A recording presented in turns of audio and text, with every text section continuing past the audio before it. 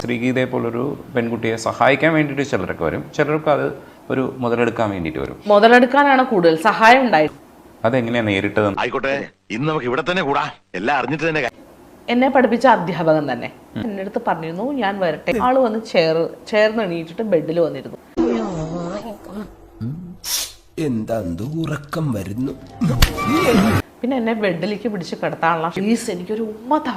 പിന്നെ എന്നെ ഭയങ്കര ടൈറ്റായിട്ട് ഇങ്ങനെ പിടിക്കും. എന്നെ അദ്ദേഹം യൂസ് ചെയ്യും എന്നുള്ളൊരവസ്ഥ എനിക്ക് മനസ്സിലായപ്പോൾ എനിക്ക് ഇവിടെ ഒരു ഉമ്മ കൊടുക്കേണ്ടി വന്നു.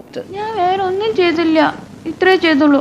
അതിനാണ് ഇവന്മാർ ഇങ്ങനെ ബഹളം വെക്കുന്നത്. എന്റെ ഗതികേടിന് വേണ്ടി ശരീരം, എന്റെ വസ്ത്രം അഴിക്കാതെയും എന്റെ ശരീരം എനിക്ക് സംരക്ഷിക്കും, അതുകൊണ്ട് മാത്രം എനിക്ക് അങ്ങനെ ചെയ്യണം.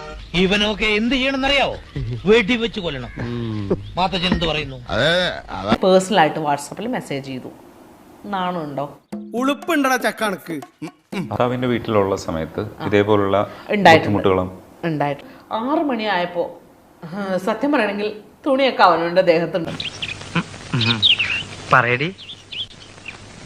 ഞാൻ പറയട്ടെ. ഇങ്ങനെ ബ്ലാങ്കറ്റ് ഇങ്ങനെ മുഖത്ത് ഇങ്ങനെ മാറ്റിയിട്ട് ഞാൻ ഇങ്ങനെ കണ്ണു തുറന്ന് നോക്കുമ്പോൾ അച്ഛൻ കുളിക്കാൻ വേണ്ടി ഡ്രസ്സ് ഇങ്ങനെ അഴിക്കാൻ പോകുമ്പോ ഇദ്ദേഹം ഇങ്ങനെ